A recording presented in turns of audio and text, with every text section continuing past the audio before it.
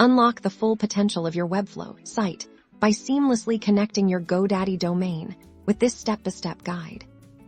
First, navigate to your Webflow dashboard and open your project settings from there. Select the Hosting tab on the left-hand menu.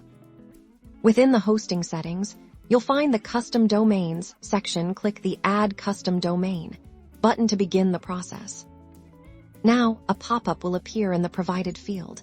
Carefully enter the domain name that you manage through Godaddy. Double-check for any typos before proceeding. Webflow will then present you with specific DNS records, usually a CNAME record and one or more records. These are crucial for pointing your Godaddy domain to your Webflow site.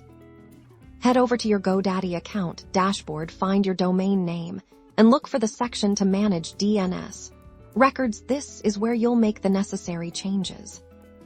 Now, carefully copy the CNAME target value from Webflow and paste it into the corresponding CNAME record field in Godaddy.